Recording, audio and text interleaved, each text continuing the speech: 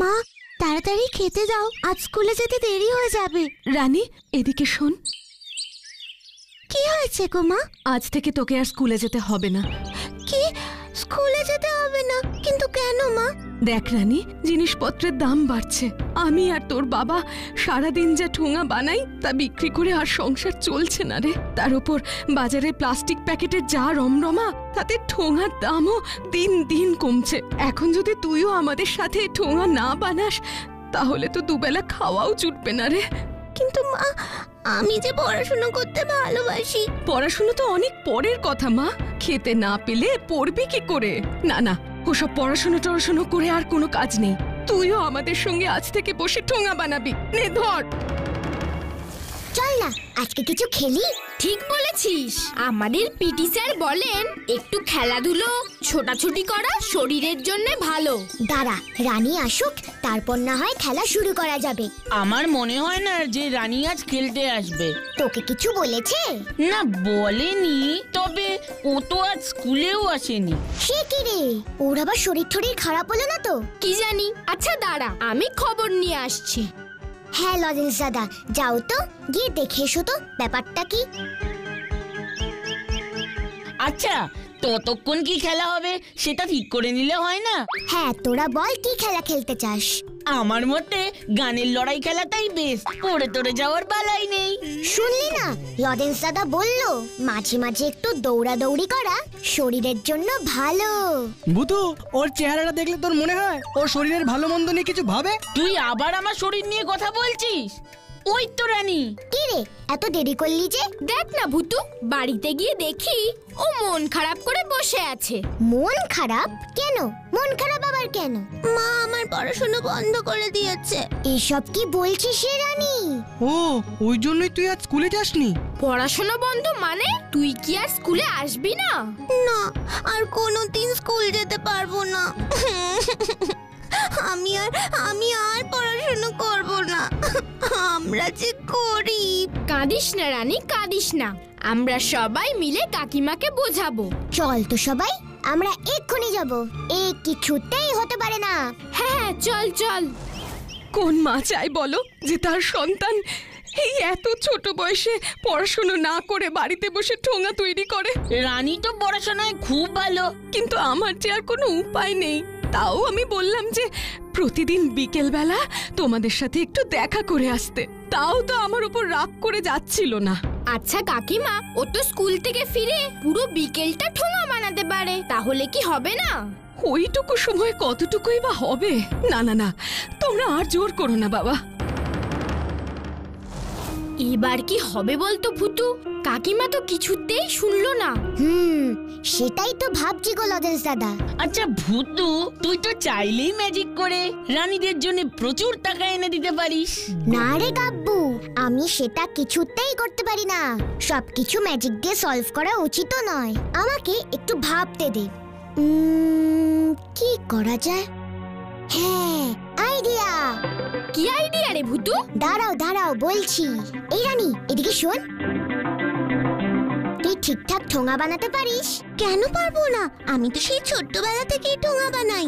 বাহ, তাহলে কি তুই আমাদের ঠোঙা বানানো শিখিয়ে দিতে পারবি? ঠোঙা বানানো তো খুব সহজ, কিন্তু ঠোঙা বানানো শিখে কি করবি তোরা? কাল থেকে প্রতিদিন বিকেল বেলায় আমরা 5 জনে বসে ঠোঙা বানাবো। 5 জনে মিলে ঠোঙা বানালে প্রচুর ঠোঙা তৈরি হবে। তাতেও যদি কিছু কম হয় তাহলে না হয় রানী স্কুল যাওয়ার আগে কয়েকটা বানিয়ে দিয়ে যাবে। কিরে গাব্বু, বলেছিলাম না সবকিছুর জন্য ম্যাজিক করতে হয় না, মাঝে মাঝে এটাও কাজে লাগাতে হয়।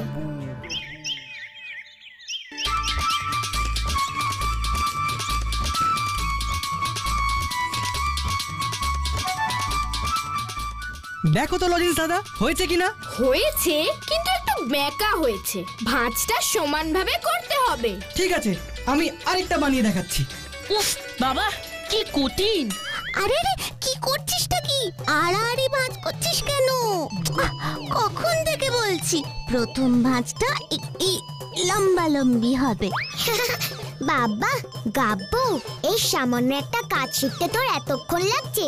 আমায় দেখ তো, আমি 15টা ঠোঙা অলরেডি বানিয়ে ফেলেছি। তোর তো আলাদা ব্যাপার, তুই হলি ম্যাজিশিয়ান। ম্যাজিশিয়ান তো কি হয়েছে রে? আমি এগুলো মোটেই ম্যাজিক করে বানাইনি। সেটা কি আমি জানি? আমি তো রানীর কাছে মন দিয়ে ঠোঙা বানানো শিখছিলাম।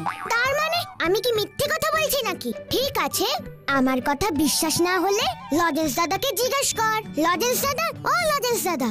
আই ভুতু, এই দেখ খবরের কাগজে একটা অদ্ভুত বিজ্ঞাপন দিয়েছে। বিজ্ঞাপন কি লিখেছে তুমিই বলে দাও না গো লজেন্স দাদা।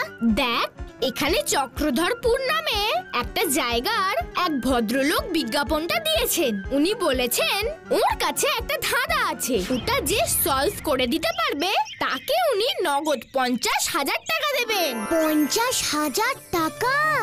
আরে বাস, সে তো অনেক টাকা। 50,000-এ কটা শূন্য থাকে রে রানী? 4টে শূন্য। কিন্তু ধাঁধাটা কি সেটা তো বলো। না, ধাঁধাটা তো এখানে লেখা নেই। এটার জন্য চক্রধরপুরেই যেতে হবে। তোর বাবা, বাবা, এমন করছিস যেন তুই এক্ষুনি সলভ করে দিতে পারবি।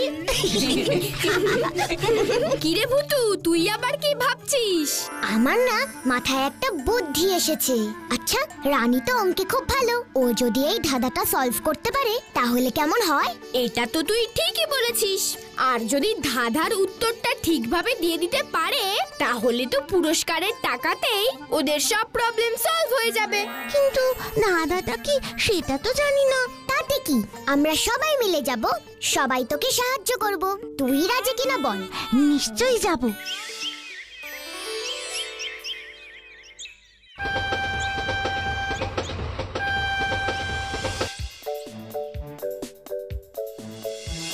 এই গ্রামটা কি সুন্দর দেখতে।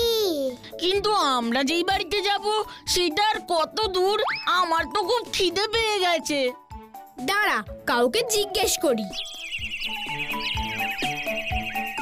দাদা, ও দাদা। হ্যাঁ দাদা, মণিময় পালের বাড়িটা কোথায় বলতে পারেন? মণিময় পালের বাড়ি মানে জমিদার বাড়ি? এই তো, এই রাস্তা ধরে সোজা চলে যাও, এই রাস্তার শেষে যে বিরাট বাড়িটা দেখতে পাবে সেটাই হলো মণিময় পালের বাড়ি। অসংখ্য ধন্যবাদ। হ্যাঁ, হ্যাঁ, আমার নামই মণিময় পাল। একটা অদ্ভুত সমস্যায় পড়েই আমি খবরের কাগজে এই বিজ্ঞাপনটা দিয়েছিলাম। কিন্তু তোমরা যে একেবারেই বাচ্চা, তোমরা কি পারবে? আমরা বাচ্চা হতে পারি, কিন্তু এটা তো ভেবে দেখুন আমরা 4 জন আছি। আর 4 জন বাচ্চার শক্তি একজন বড় মানুষের থেকে বেশি ছাড়া কম হবে না। 4 জন কোথায়? আমরা তো 5 জন। মানে তোমার তো বেশ বুদ্ধি আছে দেখছি। আর ধাঁধার উত্তর খুঁজতে গেলে তো বুদ্ধি দরকার হয়, তাই না? খুব ভালো বলেছো, খুব ভালো বলেছো। এবার তোমাদের ওপর একটু ভরসা তৈরি হচ্ছে বই কি। ও লজেন্স দাদা, ধাঁধাটা জিজ্ঞেস করো না। যত তাড়াতাড়ি জানতে পারবো তত তাড়াতাড়ি আমরা কাজ শুরু করতে পারবো। তা আপনি যে ধাঁধাটার কথা বলছিলেন সেটা কি এখন দেখা যাবে? এই সেই ধাঁধা। এটা হলো আমার ঠাকুরদার বাবার হাতের লেখা। বাবা, তার মানে তো অনেক পুরনো। কিসের ধাঁধা এটা? গুপ্তধনের ধাঁধা। গুপ্তধন মানে এই ধাঁধার উত্তরটা জানা গেলে গুপ্তধনের খোঁজ পাওয়া যাবে? লজেন্স দাদা, ওনাকে জিজ্ঞেস করো তো এতদিন পরে উনি চিঠিটা কোথায় পেলেন। দাঁড়া দাঁড়া, করছি। তুমি কি কিছু বললে? না, মানে আমি ভাবছিলাম যে এত পুরনো একটা চিঠি আপনি কোথা থেকে পেলেন? 2 মাস আগে আমার বাবা হৃদরোগে আক্রান্ত হয়ে মারা যান। মারা যাওয়ার আগে উনি আমাকে এটা দিয়ে যান। তার আগে পর্যন্ত আমি এই চিঠির ব্যাপারে কিছুই জানতাম না।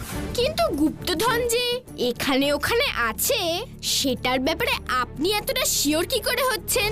আছে, নিশ্চয়ই আছে। না হলে এই ধাঁধার চিঠিটা আমার হাত অবধি পৌঁছতোই না। কেন?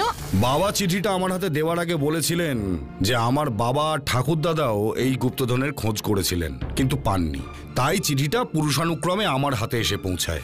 আর আমিও যদি এই গুপ্তধন খুঁজে না পাই তবে এই চিঠিটা যেন আমি আমার ছেলে মেয়েদের হাতে দিয়ে যাই।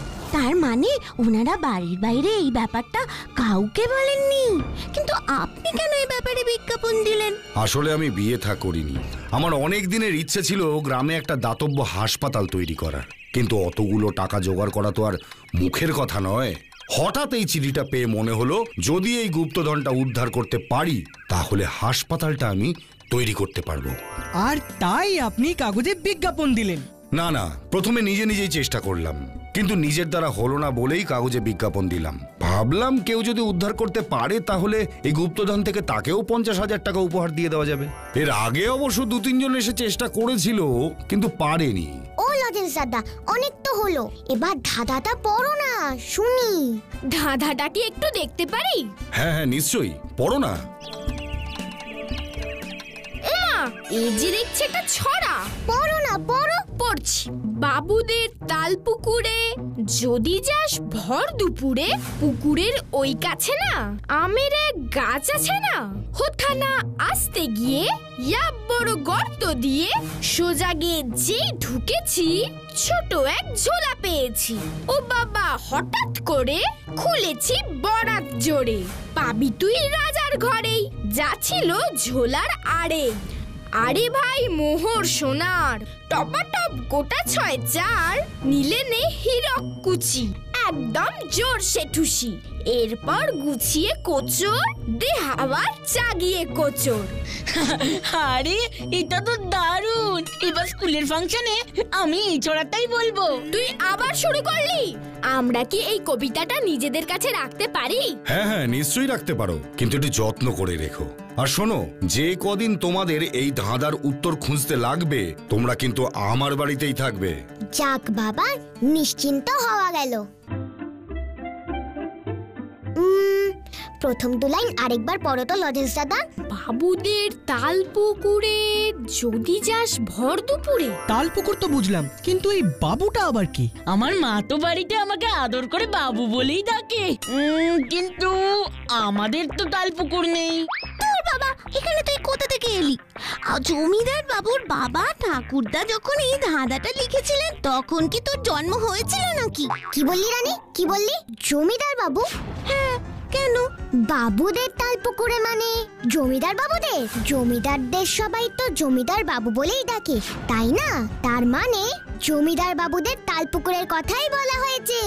ঠিক বলেছিস ভুতু, জমিদার বাবুদের তালপুকুরে ভর দুপুর বেলায় যেতে বলা হয়েছে, যাতে শুনশান দুপুরে কেউ দেখতে না পায়। তারপরে বড় লজেন্স দাদা, পুকুরের ওই কাছে না আমের এক গাছ আছে না, হোতানা আসতে গিয়ে ইয়া বড় গর্ত দিয়ে। তার মানে ওই পুকুরের কাছে একটা আম গাছ আছে, আর ওখানেই কোনো একটা গর্ত আছে, আর তার ভেতরেই আছে গুপ্তধন। কিন্তু তালপুকুরটা কোথায় সেটা জানবো কি করে? আরে জমিদার বাবুর তালপুকুর, গ্রামের যে কাউকে বললেই দেখিয়ে দেবে। তাহলে এখনই চল। এই হলো তালপুকুর, পুকুরের ওই কাছে না আমের এক গাছ আছে না। হ্যাঁ, তার মানে এবার আম গাছটা খুঁজে বার করতে হবে। এই তো আম গাছ, তার মানে এর গোড়াতেই গর্তটা আছে। চল চল খুঁজে দেখি।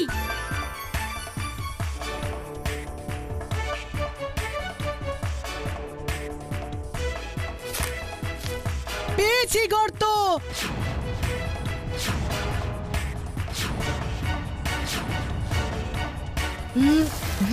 গুপ্তধন ভ্যানিশ। কি হয়েছে রে স্যারকে? এই দেখ বুতু, গর্ত, কিন্তু গর্তে কোনো গুপ্তধন নেই। তার মানে আমাদের আর গুপ্তধন খোঁজা হলো না। দাঁড়া রানী, এখনই এত মন খারাপ করিস না। গর্ত করা হয়েছে মানে যে গুপ্তধন পেয়ে গেছে তা তো নাও হতে পারে। আগে আমাদের এই কথাটা জমিদার বাবুকে জানানো উচিত। চলো সবাই। না, গুপ্তধন চুরি হয়নি, এই ব্যাপারে আমি 100% নিশ্চিত। কিন্তু আপনি কি করে এতটা শিওর হচ্ছেন? কারণ ওই গর্তটা আমারই খোঁড়া। তোমাদের বললাম না, তোমাদের আসার আগে আমি নিজে একটু চেষ্টা করেছিলাম, তখনই গর্তটা খুঁড়েছিলাম, কিন্তু সেই গর্তের ভেতরে আর কিছুই ছিল না। ঠিক আছে লজেন্স দাদা, আমরা এবার পুরো ছড়াটা পড়ে ভাববো। এখন আমরা কোথায় যাচ্ছি? সেই আম গাছের কাছে। কিন্তু আমরা তো এখনো পুরো ছড়াটা পড়লামই না। ওখানে গিয়েই পড়বো। এখন তাড়াতাড়ি চল, সন্ধে নামার আগেই ফিরে আসতে হবে। লজেন্স দাদা, ওই আম গাছের লাইনটার পর থেকে পড়ো তো। পুকুরের ওই কাছে না আমের এক গাছ আছে না, হোতা না আসতে গিয়ে ইয়া বড় গর্ত দিয়ে সোজা গিয়ে যেই ঢুকেছি ছোট এক ঝোলা পেয়েছি। পুকুরের ওই কাছে না, এই হলো পুকুর, আর আমের এক গাছ আছে না, এই হলো আম গাছ। হোতা না আসতে গিয়ে ইয়া বড় গর্ত দিয়ে একটা জিনিস ভেবে দেখো, ওই তাল পুকুরের কাছে আম গাছের গোড়ায় গুপ্তধন আছে, এটা কিন্তু কোথাও বলা নেই। ঠিক, হোতা না আসতে গিয়ে মানে হলো এখানে আম গাছের কাছে আসার রাস্তাটাই বলেছে। কিন্তু সেটা কোন দিক থেকে? আম গাছের কাছে তো এদিক দিয়েও আসা যায়, ওদিক দিয়েও আসা যায়, আবার ওই দিক দিয়েও আসা যায়, আর ওদিক থেকেও তো আসা যায়। আমার মনে হয় আমাদের সব কটা রাস্তায় খুঁজে দেখা উচিত। কিন্তু চারদিক খুঁজে দেখতে গেলে তো সন্ধে হয়ে যাবে। আর আমরা সবাই মিলে ভাগাভাগি করে এক এক দিকে যাব। তাহলে তাই চল। ভূতু, তুই গাব্বুর সাথে যা, না হলে কোথায় আবার কোন ফল গাছ দেখবে সেখানেই আবার দাঁড়িয়ে যাবে। একদম ঠিক বলেছ লজেন্স দাদা, আমরা সবাই চারদিকে ছড়িয়ে যাই, তারপর আবার চারদিক থেকে এই আম গাছের কাছে হেঁটে আসি, তবে খুব সাবধানে। একদম ঠিক। গাব্বু, এই গাব্বু, দাঁড়াবে তো। তুই কেন আমার রাস্তায় এলি? আমি কি একা একা খুঁজতে পারি না? আমি কি এখন বাচ্চা নাকি? আরে তা কেন, আমি একা একা ভয় পাই বলেই তো তোর পিছনে এলাম। হ্যাঁ, বাজে কথা। এই ও মা, বাঁচা, বাঁচা!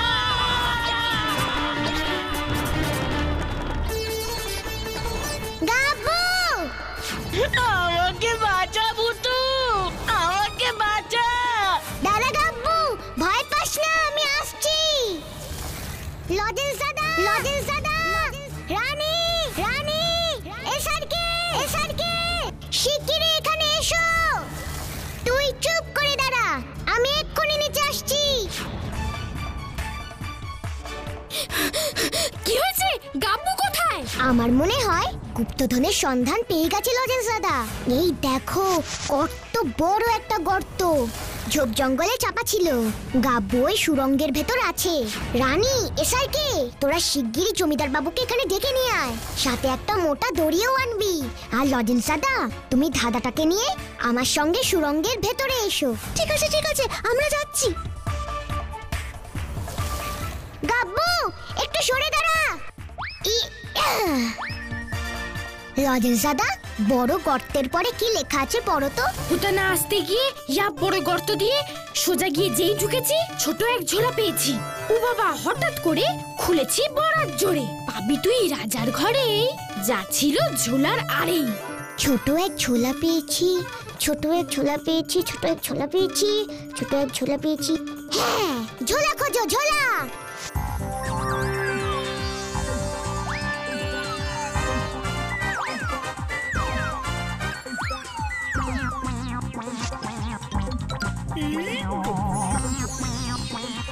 এই দেখ ভূতু, চটের টলি, ওইটাই তো ঝোলা। দেখছো তো লজেন্স দাদা, সব মিলে যাচ্ছে।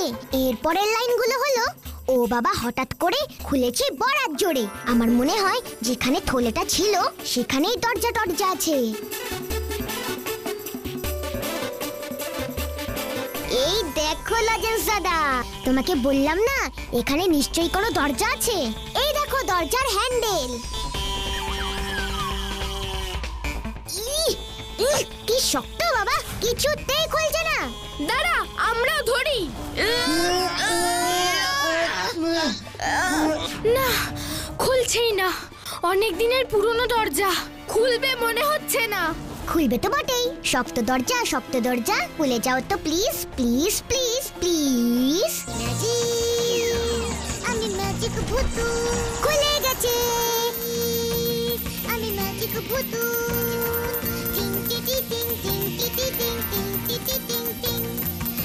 পাবি তুই রাজার ঘরেই, যা ছিল ঝোলার আড়েই। মানে এই ঝোলার আড়ালেই ছিল গুপ্ত সিন্ধুক। আরে ভাই মোহর সোনার, টপাটপ গোটা ছয় চার, নিলে নে হীরক কুচি, একদম চোর সে তুচি। দাঁড়া গাব্বু, একটা তাও নেবে না। দে হাওয়া জাগিয়ে কোচর, দে হাওয়া জাগিয়ে কাপড়। লজেন্স দাদা, আমরা এসে গেছি। সবাই আস্তে আস্তে নিচে নেমে আয়।